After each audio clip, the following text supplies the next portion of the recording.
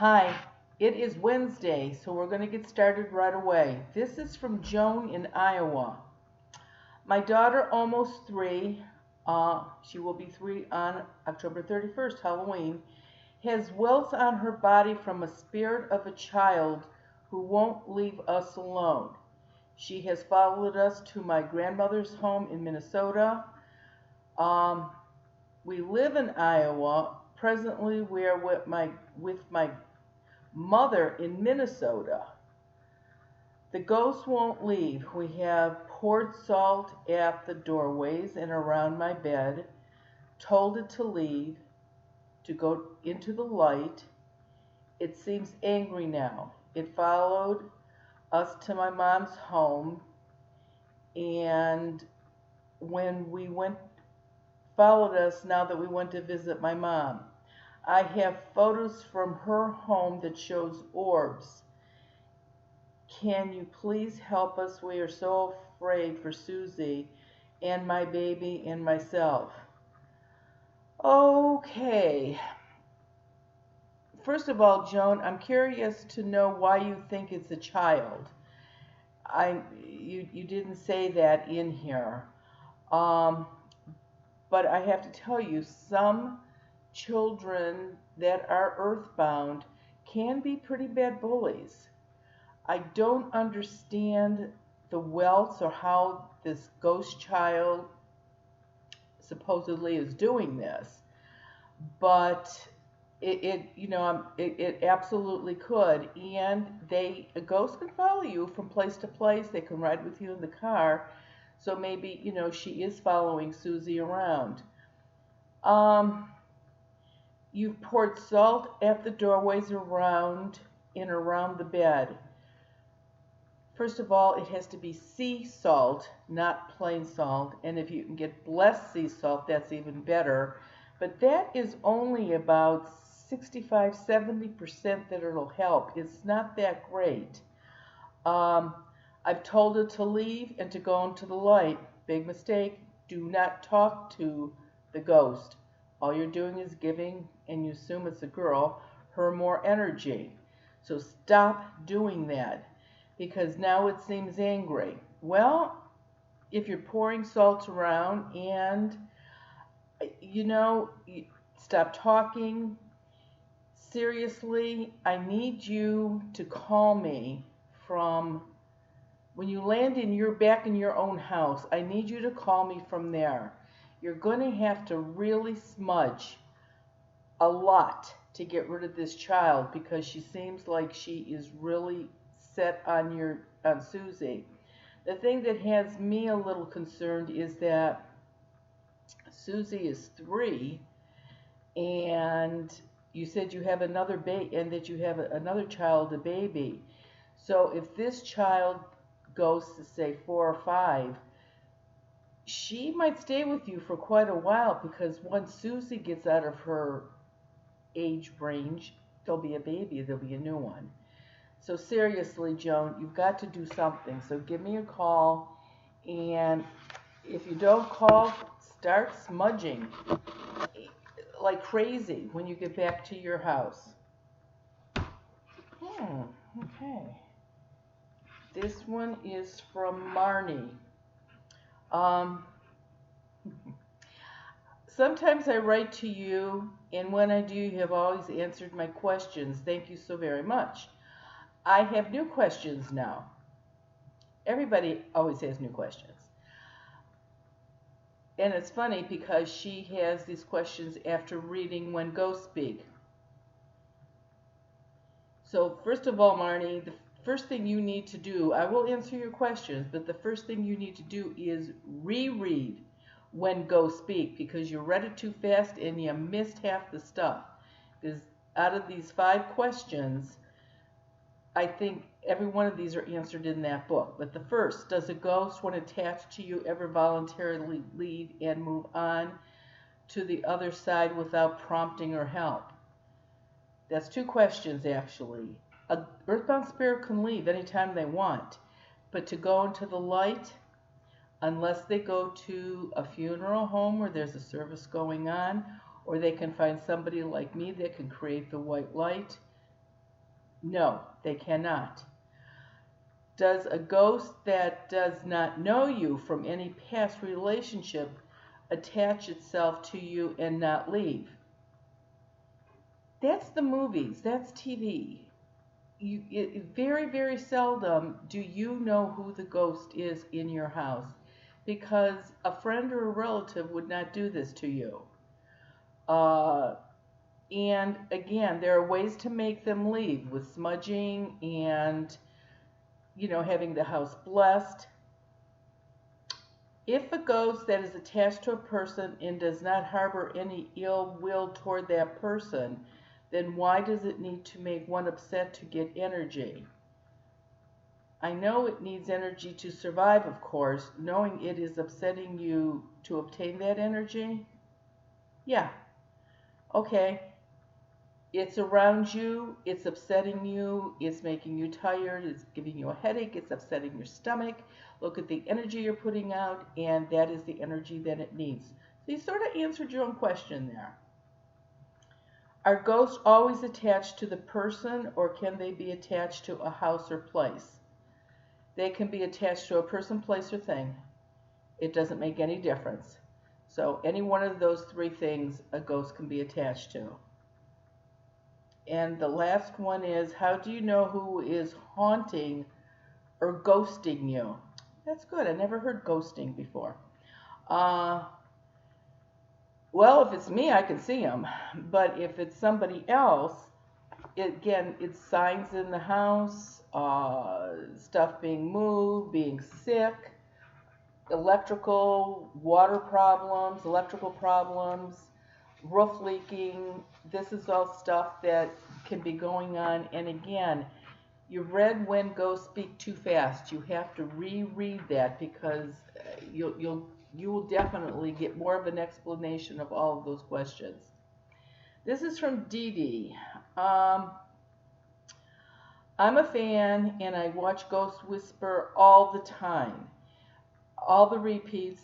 It's the only show I watch. Okay. I live in an apartment. I do not have spiritual entities in my apartment. I believe that I have negative, disembodied spirits attached to me that have caused me emotional, financial, physical collapse over the last 5 years. I'm going to stop right here. Earthbound spirits are whole.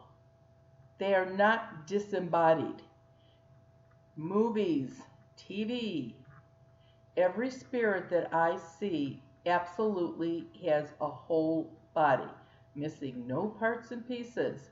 The body may have been mangled or lost limbs, not the spirit.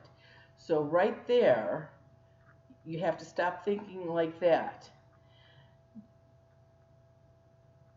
Emotional, financial, physical, suffering from depression, attempted suicide. That is not an earthbound spirit. I believe you have a curse on you. And if you have a curse on you, the three things that it affects, or the three things that it can affect, and in no particular order, is health, money, and relationships, which is everything you've got going here. So if you get When Ghosts Speak, this book, go to the library and get it. Don't even buy it, but get this book. The whole last chapter is how to remove negative energy. You cannot do it to yourself, but you can have a friend do the little ceremony on you. And that will take care of everything that you're talking about here in your letter. A local medium has described this as dark clouds in my body. Okay, I'm going to give this medium the benefit of a doubt. She's seeing black, probably negative energy around you. In your body, around your body, yes. So that's what you need to do, Dee Dee, and I think you will definitely see a huge, huge difference. Okay. I'm not quite sure how to say this lady's name. Marella. She's from Colombia. Dear Mary, my English is not very good. I'm looking for help writing from Colombia and wanted to know about my brother who died. Not if you can help me to know how he not if you can help me to know how he is. The name of my brother is Henry, and his date of birth was April in 1971. You know, I'm not a psychic, I'm not a medium, I cannot see anybody that has crossed into the light. Your best way of knowing if your brother is okay is if you have had a dream of him or somebody else has had a dream of him. He's going to look good, he's going to look healthy, he's going to be happy. So you don't say how he died. If he died of natural causes, you don't say how old he was. So there can be all kinds of ifs, ands, or maybes with this letter. But the best thing and the only thing that I can actually tell you is if you dream of him, you know he is where he's supposed to be. You can talk to him in a dream and ask him, how you doing? This one is from Lana in Pennsylvania. Why do the spirits need living people to send them to the light? And what gives us the power to do this for them? Wouldn't it be more logical for the previously departed loved ones to help them along? A couple things here. People that have long lingering illnesses and are in hospice, they do see people that died before them in the white light. And so that does help them to cross over. And so you're right about that. But if the person that dies doesn't go into the light in a timely manner, 48 to 72 hours after the final memorial service, the light is lost. And then they have to find somebody either to make that light for them or like go to a funeral home that has a service going on and use the white light there. So you almost got it, Lana. You almost got it right. Okay, this one is from Kayla in New Jersey. Hello, I'm not sure how this works, but my question would be, I would like to know if my dad chose to die. He could have stayed with us. I've always felt like maybe he decided to go rather than to tough it out, and I'd like to know if I'm right. Kayla, I'm going to give you the same information I gave the lady from Colombia. You're going to have to ask your father in a dream, because I would have no way of knowing, from a letter or not. I will say this, that my own mother had made up her mind that she was never going to die in a nursing home. And after she was in there for rehab for a couple of weeks, there was a meeting, and the staff, the doctors, everybody decided that she had to stay in full-time nursing care. That was on a Friday. The doctor told her that on Friday. And by Sunday, my mother was dead. And the first thing out of her mouth when I saw her at the hospital, because the nursing home had taken her to the hospital, was, I told you I was never going to stay in a nursing home. Take it for what it's worth. People's minds, it's amazing what you can do. Okay, I think we're going to do one more. I'm trying to find a short one. We've got a lot of them. Okay. We moved into our home approximately 5 years ago. And since we have moved in, our 8-year-old daughter is terrified to sleep in her room. We decided to move her brother in the room, who has never had trouble sleeping, and he could not sleep in the room either. Eventually, my daughter moved back into the room, and I would lay with her at night, and I could not fall asleep in that room. I definitely feel a presence when I am in there. I sense it very strongly on one side of the room in particular. Now my daughter typically ends up in our bed. This is from Sharon. Absolutely, it sounds like there's something going on in the house.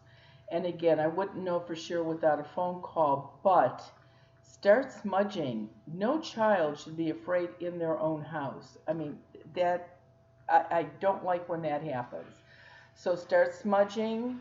After you've smudged a couple, 3 times, give me a call and let's see if it worked and if whoever is there is not there now. Okay, I still need more questions for if you have questions about fairies or little folk or leprechauns or trolls or anything like that. I don't have quite enough yet to do a whole YouTube on that. But as soon as I do, get enough, we will do it. Next week it'll be regular questions again. Zoom.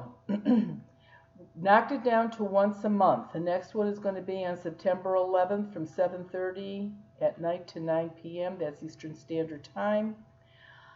There have not been enough people coming in to do it every week like I've been doing it.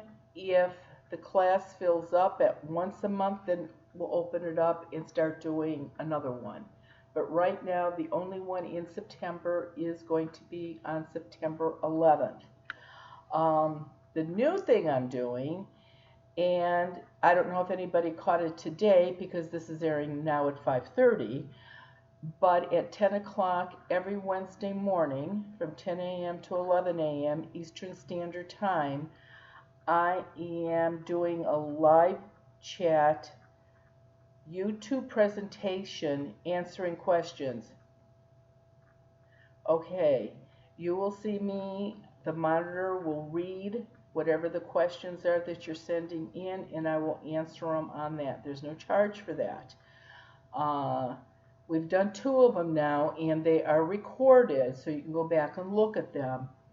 And I really never know what the questions are going to be, but so far people really seem to like it. So check that out, and we will do it again next week. Thanks very much. Have a great day.